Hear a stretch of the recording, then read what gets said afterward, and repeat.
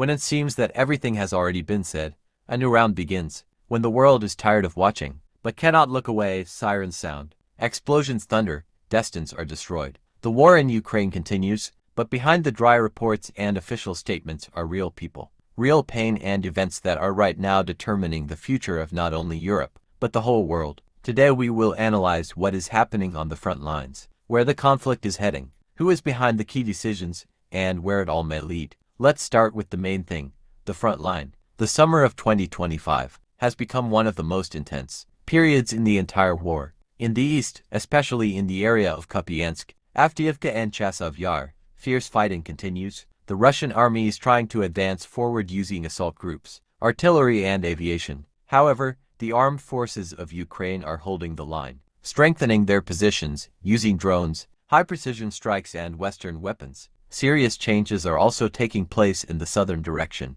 Ukraine is slowly but steadily putting pressure on Russian positions in the area of Tokmak and Melitopol. The goal is to regain control over the land corridor to Crimea. This is not only a strategic goal, but also a symbolic one.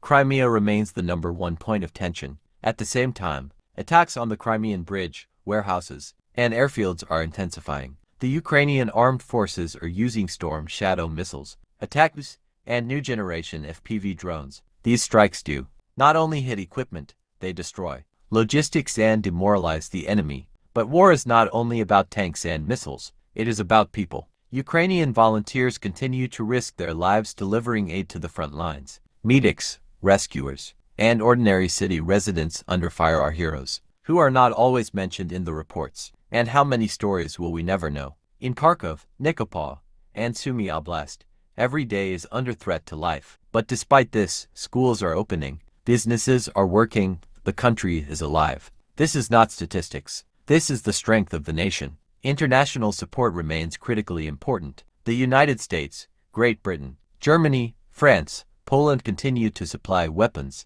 equipment and financial aid. The latest aid packages include long-range missiles, armored vehicles and air defense systems. But this is still not enough to achieve a decisive advantage. Meanwhile, the words negotiations are increasingly heard behind the scenes. Russia is offering conditions that Ukraine is not going to accept. Ukraine is demanding a complete withdrawal of troops, the return of the 1991 borders and punishment of the guilty. Conditions that Russia cannot accept. It's a dead end. And until this diplomatic ice is broken, the shells continue to fall, the soldiers continue to die. The information war is no less fierce. Propaganda on both sides, fakes, fabrications, psychological pressure on the population. Every day we see a battle not